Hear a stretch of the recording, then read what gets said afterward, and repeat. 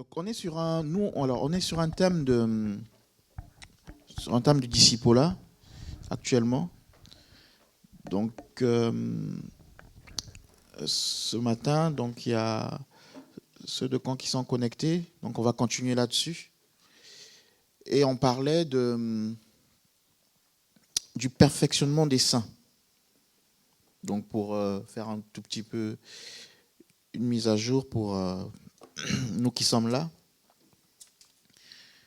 Nous étions, je vais être vraiment résumé pour essayer de nous mettre à jour. Nous, on parlait d'être disciple. Dieu veut des disciples. Dieu veut des disciples.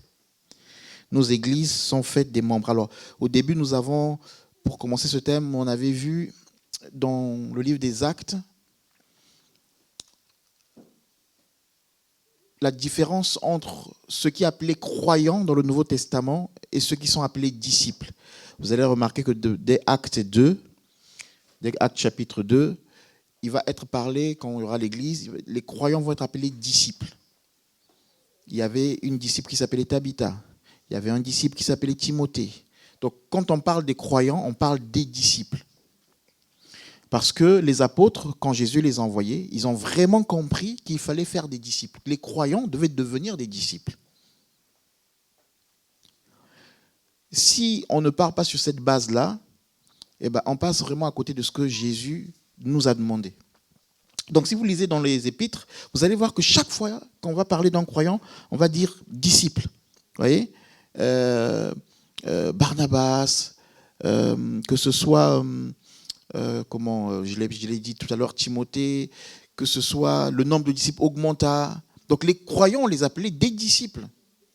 Et quand on parle de disciples, vous le lisez dans Actes, vous allez, le mot revient à plusieurs reprises. Et quand on parle de disciples, forcément, dans la culture juive, même pas seulement juive, même grecque, il n'y avait pas que Jésus qui avait des disciples. Les philosophes avaient des disciples. Donc ils avaient un maître et le maître avait des disciples qui faisaient d'autres disciples. Et cette notion-là aujourd'hui, surtout dans notre pays, comme il y a eu beaucoup d'abus, on ne veut plus trop parler de maître et de disciples. Parce qu'il y a eu des abus. On ne veut plus parler, alors même, chacun comprend comme il veut, mais père spirituel ou père dans la foi, parce qu'effectivement, il y a eu beaucoup d'abus. Mais les principes de Dieu restent les principes de Dieu. Et donc, dans l'Église aujourd'hui, on a des croyants. Beaucoup de croyants et moins de disciples. Quand on parle de disciples, vous vous souvenez, j'aime prendre l'exemple des films à l'époque, nous on regardait Jackie Chan, tout ça, qui avaient des disciples. Et des fois, ils les réveillaient tôt, ils allaient faire des exercices, ils avaient un maître qui leur inculquait une doctrine. C'était une doctrine. La doctrine, ce n'est pas seulement la parole, c'est la doctrine. Donc c'est un dogme, une manière de voir, une manière de faire. Okay ? Donc nous, on a dit que Dieu veut qu'on soit des disciples. Et l'apôtre Paul est en train de dire alors on va prendre Éphésiens chapitre 4. Éphésiens chapitre 4. Ok, amen. Ok. Donc j'aime bien cette version-là. Éphésiens chapitre 4, à partir du verset 11, je vais lire.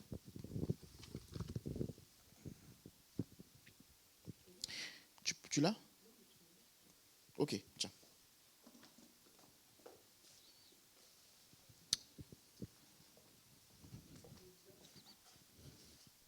Éphésiens chapitre 4, verset 11, il est écrit « Ces dons aux hommes sont variés. Il nous a donné certains frères comme apôtres, d'autres comme porte-parole de Dieu, d'autres comme évangélistes, d'autres encore comme bergers et enseignants.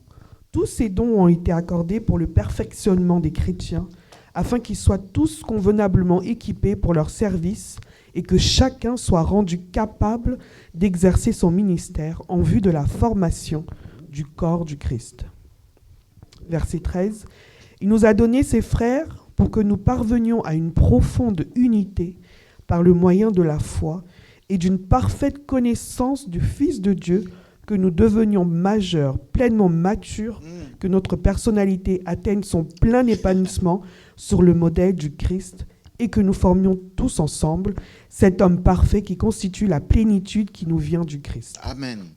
On va d'abord s'arrêter là. C'est tellement beau, il y a tellement de choses à dire, mais vraiment, Seigneur, donne-moi de respecter le temps. Ouais, moi-même, vraiment, il faut que je me donne la discipline de respecter le temps là, parce que les gens arrivent quand même à respecter. Ok, donc, Dieu a donné des frères, les apôtres, les docteurs, les évangélistes. Il a dit, c'est des dons. Il a donné des frères comme des dons. C'est des cadeaux. Ils ne sont pas payants.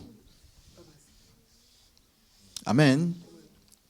Ils ne sont pas payants. Maintenant, j'avais dit la dernière fois, si on veut payer un serviteur de Dieu, il n'y a pas de souci, puisqu'il faut un équilibre. On voit aussi dans la parole qu'il y a des serviteurs de Dieu qui sont bénis. C'est un serviteur qui doit être rémunéré, il n'y a pas de problème. Mais à la base, c'est un cadeau que Dieu donne aux hommes pour le perfectionnement. Donc, que ce soit les apôtres, les prophètes, les évangélistes, les pasteurs et docteurs, tous ont pour base la parole de Dieu dans le but d'amener le peuple de Dieu à être parfait.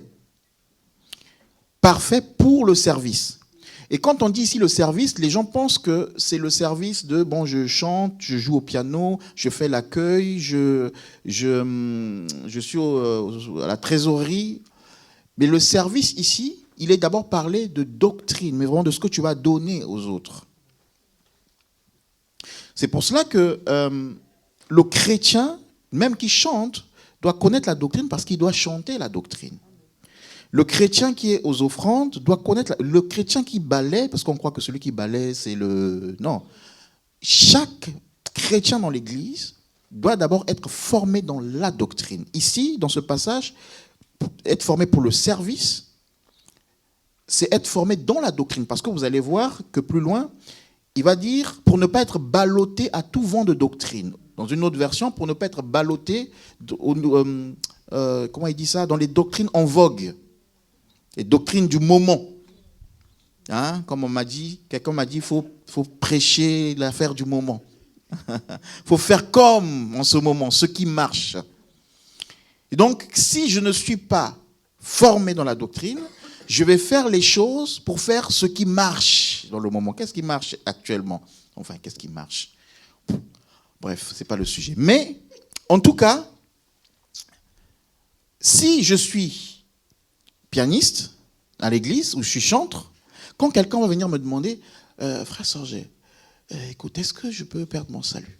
Est-ce que j'ai reçu le Saint-Esprit? Est-ce que je reçois le Saint-Esprit quand je suis converti ou il faut que j'attende encore quelque chose d'autre? Est-ce que Jésus est vraiment Dieu? Parce qu'en ce moment, avec tous les sujets, les débats, apparemment Jésus n'est pas Dieu. Je dois être capable de répondre à la personne selon la parole, en lui donnant des versets. Quelqu'un me demande, est-ce que vraiment la doctrine de la résurrection, est-ce qu'on sera vraiment ressuscité? Bon, est-ce que à l'enlèvement, est-ce qu'il y a ceux qui restent, c'est ceux qui ont péché la veille, et ceux qui ont fait la nuit de prière, ils sont enlevés?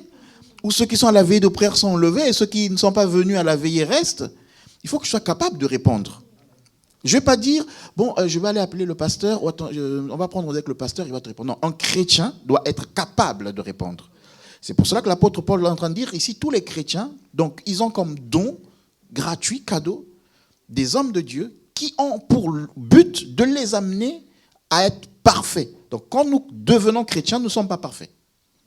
Nous ne sommes pas la stature parfaite de Christ. Mais la responsabilité des pasteurs, c'est pas seulement de dire soit encouragé, soit fortifié. Je rentre là à la maison, je dis, oh, le message était bien, j'avais des soucis, merci Seigneur, ah, tu as répondu à mes prières. Pendant un an, il n'y a que ça. Mais quand on demande, mais est-ce que la doctrine de la grâce, tu la connais? Non, je ne la connais pas.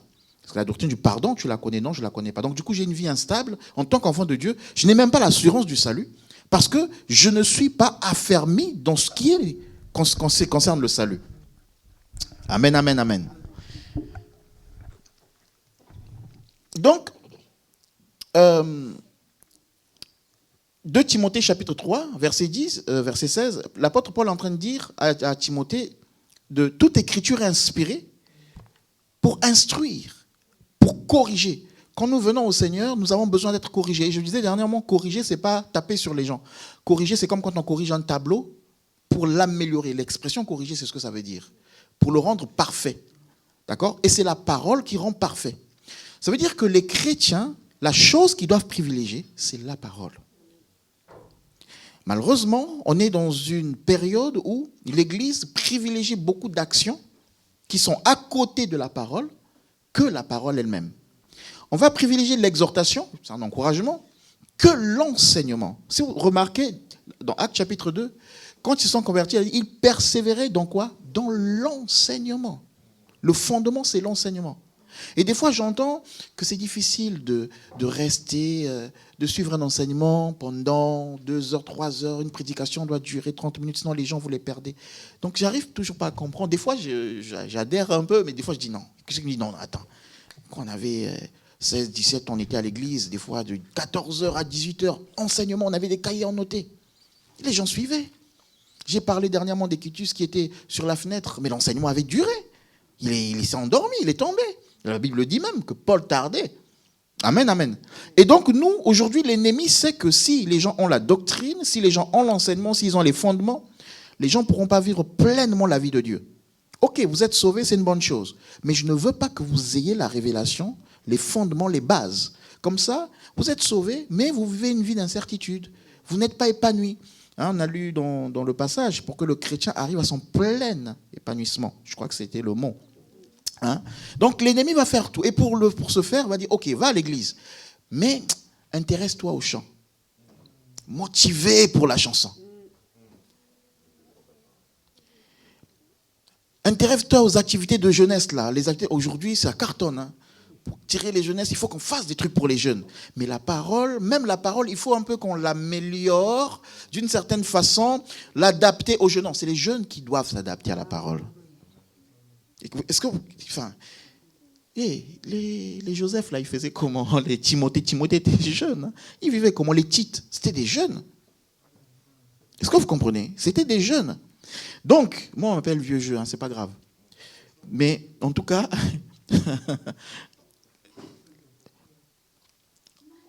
on est appelé, ok, il y a des choses qu'on peut faire pour s'adapter, mais je remarque qu'on va mettre l'accent sur beaucoup de choses qui ne nous emmènent pas à nous enraciner dans la parole. Et donc, il y a beaucoup de légèreté.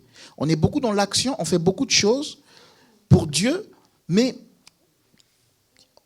on a du mal. C'est-à-dire qu'on va croiser un... C'est Kémite.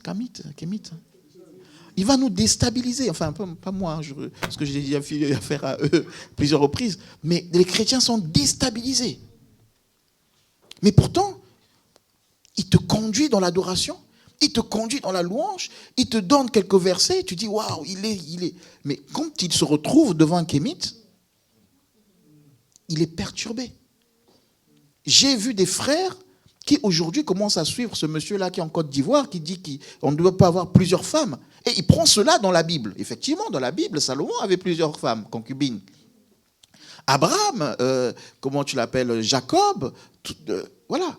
Abraham a eu Agar, il a eu... Donc, ils vont prendre des versets. Ce monsieur-là qui est en Côte d'Ivoire, je ne vais pas citer son nom. Hein? Et puis, voilà. Et donc, il y a des personnes qui sont dans le Seigneur, comme ils n'ont pas été affermis, ils ont été perturbés par ça. Et ils ont dit, mais oui, mais c'est dans la Bible. Mais David, combien de femmes il a eu? Et d'ailleurs, c'est marqué, il m'a dit, j'avais une discussion avec un kémite qui me dit, d'ailleurs c'est marqué que Dieu a dit à David, je t'ai même donné les concubines ou les femmes de ton maître. Quand David a péché contre Uri, là, vous savez, Dieu lui a dit, je t'ai même donné les femmes de ton maître. Donc de qui? De Saül. Et j'ai posé la question à ce monsieur-là. Montre-moi dans la parole où David a pris la femme. Où David a été avec la femme de Saül. Quand vous lisez la parole, j'ai dit, il y a des figures de style. Là, c'est l'hyperbole. Une exagération. C'est-à-dire que c'est comme si tu as ton enfant qui vole chez le voisin, tu dis, mais ici, il n'y a rien à la maison. Il n'y a rien à voler à la maison pour aller voler chez le voisin. Mais ça ne veut pas dire que tu es en train d'encourager l'enfant de voler à la maison. Mais tu exagères. Et donc, quand eux, ils lisent ça, ils disent, mais David, Dieu même lui dit, je t'ai donné. Donc, Dieu lui a donné la femme de Saül. Mais non, Dieu n'a jamais donné à David. Amen, amen. Mais un enfant de Dieu qui n'est pas affermi, qui ne veut pas être enseigné, va se retrouver, va dire, ah oui, moi aussi je compose des psaumes. Il doit avoir une puissance dans le fait d'avoir plusieurs femmes comme David. Je vais bien composer. Ça va m'inspirer. Si Dieu a utilisé David dans cette situation, non, mais il faut regarder les conséquences dans la vie de David, dans la vie de ses enfants. Il faut regarder les conséquences dans la vie de Gédéon. Il faut regarder les conséquences dans la vie d'Abraham, qui a souffert que son enfant parte. Il faut regarder les conséquences dans la vie de Jacob. Tous ces gens-là qui ont été polygames dans la parole, il y a eu des conséquences graves. Amen, amen, amen. Donc, Dieu nous veut dans la doctrine. La doctrine, c'est la parole. La doctrine va nous donner de comprendre que Dieu nous délivre, nous guérit par le nom de Jésus. Pas Jésus plus du sel. Pas Jésus plus quelque chose. Pas Jésus plus...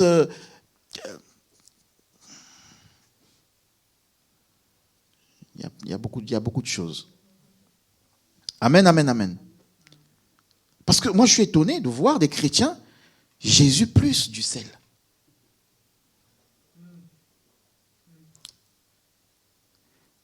Du paganisme. Dans nos traditions africaines, on mélange Dieu plus quelque chose. Et ça rentre dans l'église tranquille.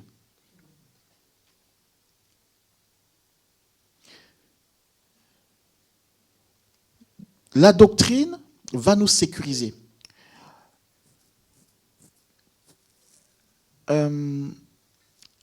Mais pour apprendre la doctrine, il y a un prix à payer. Et c'est le prix que les gens ne veulent pas. Donc l'ennemi met plein de choses tout autour de la parole qui vont nous faire croire qu'on est avec Dieu, qu'on grandit avec Dieu, mais qu'en fait, on ne grandit pas. Donc, par exemple, je vois aujourd'hui, les gens vont regarder beaucoup de vidéos de 3 minutes, 1 minute, où il y a la parole qui est donnée, et c'est ça qui cartonne. Mais les gens sont incapables de s'asseoir pour suivre une direction que Dieu veut donner. Donc, lis s'il te plaît le verset 13.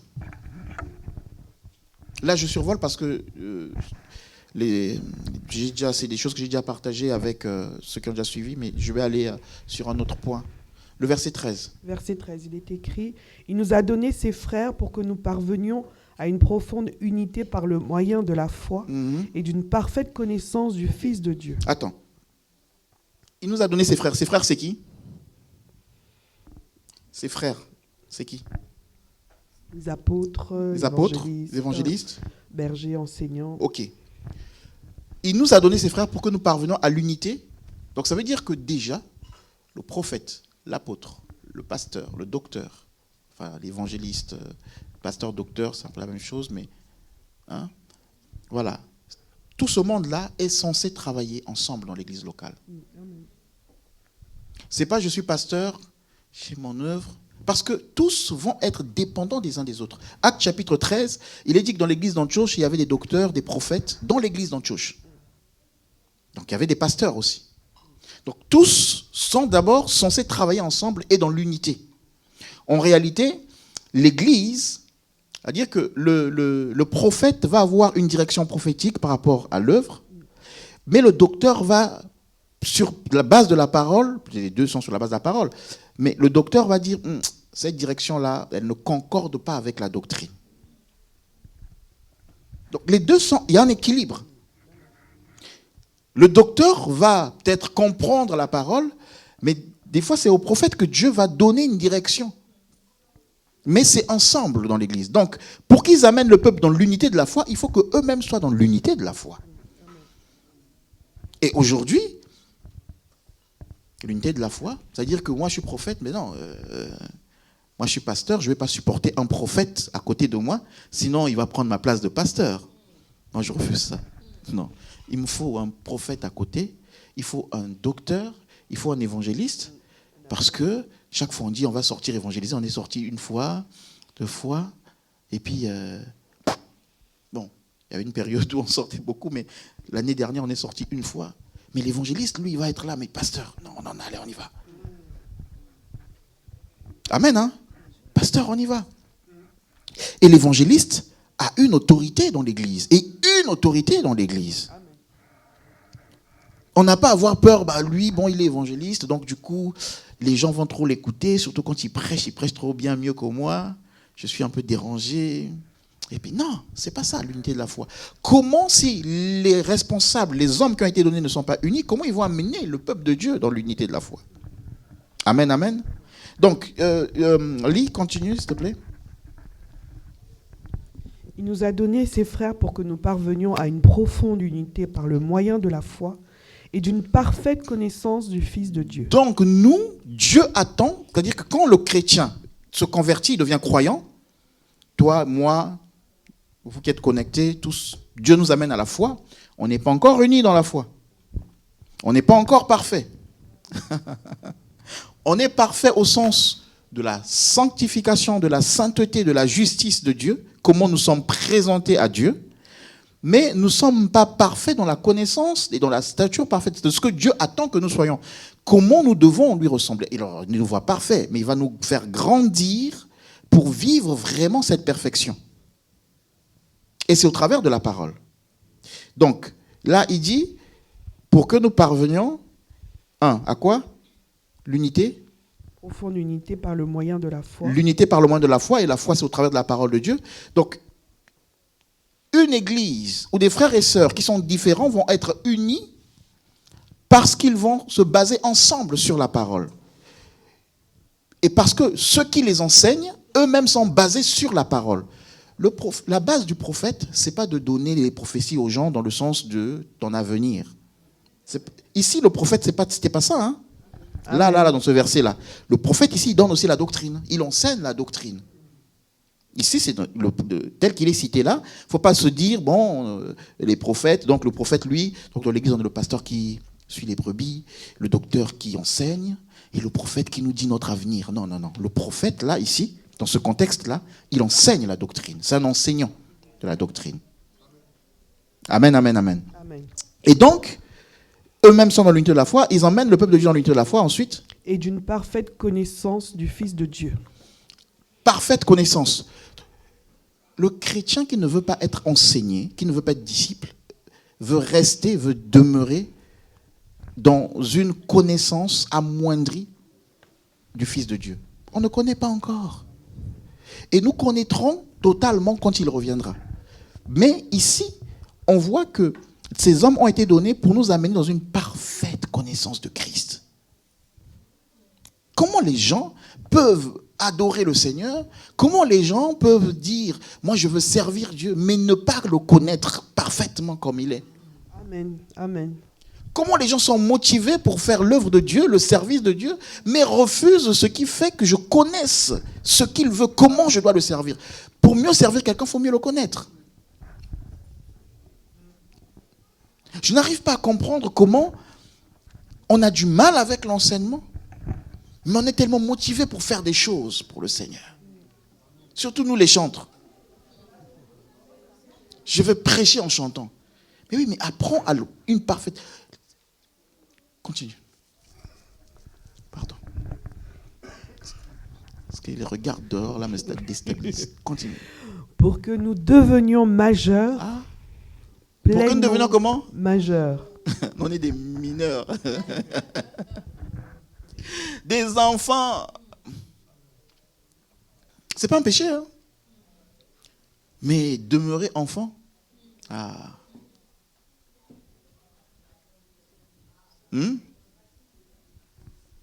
Pour que nous devenions majeurs. Et Paul s'inclut dedans. Il ne dit pas pour que vous deveniez, il dit s'inclut dedans. Il en a besoin lui aussi. Amen. Hein? Amen. Pour que nous devenions majeurs. Pleinement matures. Pleinement matures. Que notre personnalité atteigne son plein épanouissement sur le modèle du Christ. Que notre personnalité atteigne son plein... Alors, notre personnalité atteindra son plein épanouissement sur quelle base?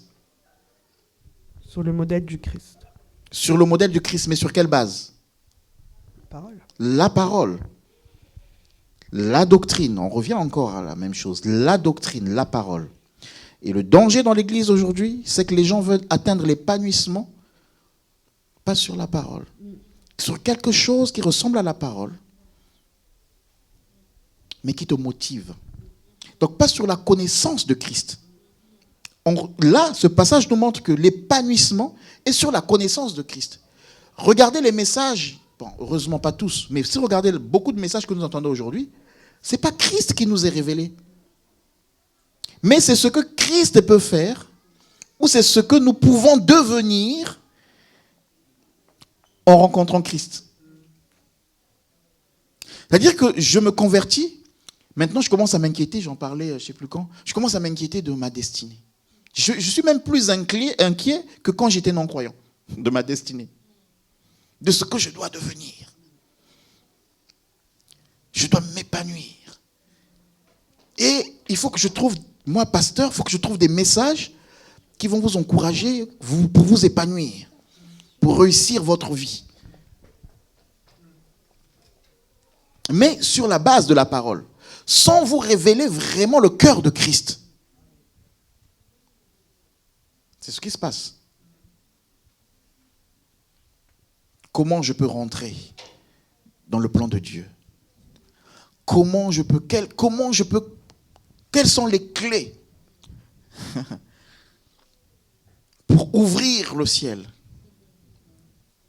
Mais oui, mais attends, avant d'aller ouvrir le ciel, tu as quelqu'un en toi, Christ là.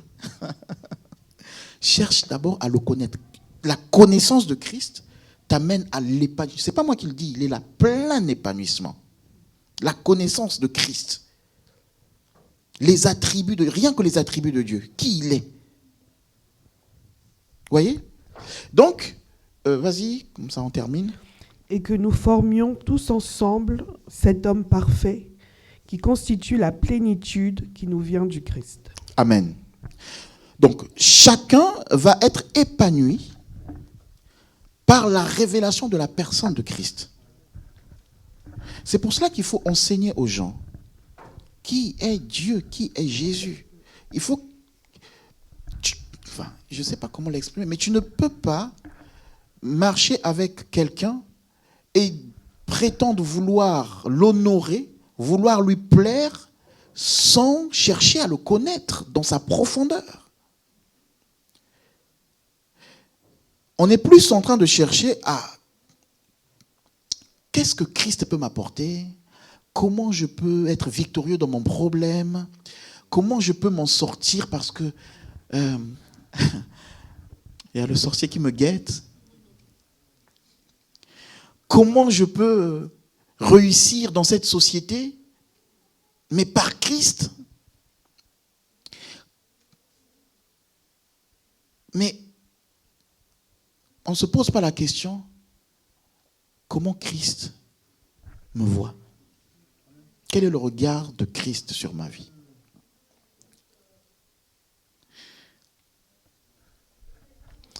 Quel est le cœur de Dieu pour les païens? Quel est le cœur de Christ pour l'Église? Qu'est-ce que la justification? Quelle est la profondeur de la royauté de Christ? Vous voyez? Découvrir simplement Christ. Et il est dit que si je découvre Christ, j'atteins mon plein épanouissement, je sors de l'enfance, mais en plus, tous atteignant cette connaissance de Christ, nous rentrons dans l'unité du corps de Christ.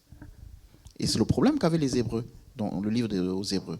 Comme ils ont rejeté Christ, et bien Paul dit, mais purée, ça fait des années, vous devez être des maîtres. Vous en êtes encore au lait. Parce que les Hébreux repartaient, quand il dit ne quittez pas votre assemblée, c'était des gens qui repartaient, en fait, quand on parle d'assemblée, ils repartaient à la loi. Ils repartaient au sacrifice d'animaux. Ils repartaient, c'est pour ça que, enfin, l'apôtre Paul, je pense que c'est lui qui l'a écrit, mais il est toujours en train de faire la différence entre l'ancienne alliance, la nouvelle alliance, les sacrifices dans l'Ancien Testament, dans le Nouveau. Et il montrait l'excellence de la nouvelle alliance. Parce que ces gens-là, une fois qu'ils sont sauvés, et avec la persécution et tout, ils disent, on a grandi dans cette culture, on restait la Torah. Et puis on nous dit maintenant, tu n'as pas besoin de sacrifice. Ils sont repartis. Mais en repartant, Ils sont en demeurés enfants, puisqu'ils n'apprennent pas à connaître Christ. Et l'apôtre Paul l'entend avec eux, on dit, mais purée, vous êtes encore au lait, je peux même pas, j'ai des choses à vous. Et regardez là où il revient. Hébreux chapitre 6, je crois. Hébreux chapitre 5. Donc, la fin, chapitre 6, maintenant, il dit, puisqu'au chapitre 5, il dit, vous êtes encore des enfants, vous êtes encore au lait. Et au chapitre 6, il dit maintenant, bon, on va revenir sur les bases. On va revenir sur les bases. Donc, les bases, c'est quoi? C'est élémentaire. Et il dit les bases. 6 doctrines. C'est lesquelles? Le renoncement aux œuvres mortes, la foi, les baptêmes, la résurrection des morts, la vie éternelle, l'imposition des mains, la vie éternelle. Et on a parlé de l'eschatologie. La résurrection des morts. Donc, il dit, chapitre 5, vous êtes encore des enfants. Chapitre 6, maintenant, ok, on va repartir aux choses élémentaires. Et les choses élémentaires, il dit quoi? Doctrine des baptêmes, doctrine de l'imposition des mains, doctrine de la résurrection, doctrine de la foi en Dieu, le renoncement aux œuvres mortes. Ok. Prenons juste même une doctrine. Qu'est-ce que je connais sur la doctrine des baptêmes? Et Paul dit, c'est les choses élémentaires.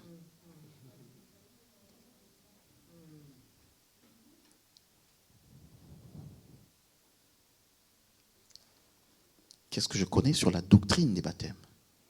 Le baptême dans l'Ancien Testament, le baptême dans le Nouveau Testament, le baptême de Jésus, le baptême en Moïse. Qu'est-ce que je connais sur la doctrine de l'imposition des mains? C'est les choses élémentaires. Paul, ce n'est pas moi qui le dis, c'est Paul qui le dit. Où en sommes-nous? Même pire que le lait. Non, on connaît quand même. En fait, c'est des choses qu'on connaît, mais ça et là. Et donc, non, je veux nous encourager, il ne faut pas non plus. Hein?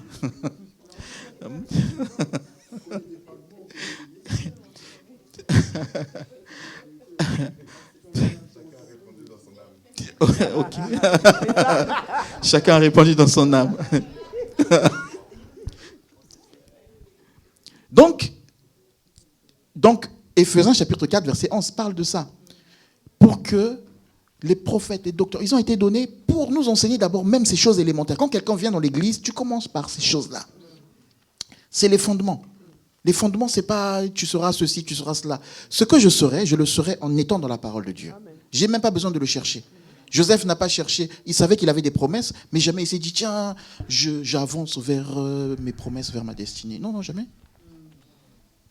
Il vit sa vie avec Dieu. Il ne provoque rien. Il ne provoque rien. Ça s'accomplira. Parce que si tu cherches à accomplir ce que Dieu a dit, tu risques d'accomplir autre chose. Vis ta vie avec Dieu. C'est tout. Et puis, comment on les appelle là? Et les héros de la foi. Il y en a qu'on ne cite pas. Mais parmi les héros de la foi, il y en a dont il est parlé, et il est dit qu'ils sont morts sans avoir vu l'accomplissement des promesses. C'est des héros de la foi, ils ont eu des promesses. Désolé de nous le dire, il y a des promesses que nous ne verrons pas. Amen. Et que peut-être nos enfants verront. Amen, amen. Amen. Dieu dit à Abraham, ton peuple sera nombreux, une multitude, tout ça. Abraham, il meurt, il n'a pas vu le peuple devenir une multitude. Il le verra plus tard, quand il y aura la restauration d'Israël, quand il le verra. Dans le millénium, il le verra. Bon, je m'arrête là. En tout cas, donc, vraiment que Dieu nous aide à nous asseoir comme disciples qui apprennent. Amen. Qui apprennent. Et ça, c'est difficile. Je le répète, c'est vraiment difficile parce qu'on a pris des mauvaises habitudes. L'Église, aujourd'hui, nous a donné, c'est-à-dire quand on vient à l'Église, il n'y a que les pasteurs qui servent, les pasteurs, eux, ils doivent atteindre une certaine connaissance, mais le frère qui est là, lui, non. Même aller à l'école biblique, là, c'est pas parce que tu es appelé à devenir pasteur que tu dois y aller, non, parce que tu es né de nouveau et que tu dois apprendre à connaître Christ, que tu peux aller à l'école biblique, pas simplement pour devenir... non, Mais pour connaître simplement Dieu. On y va pour connaître Dieu. Amen. C'est tout. C'est pas fait pour ceux qui... C'est fait pour tout le monde. Que Dieu nous bénisse. Amen. Amen. On va s'arrêter là parce que...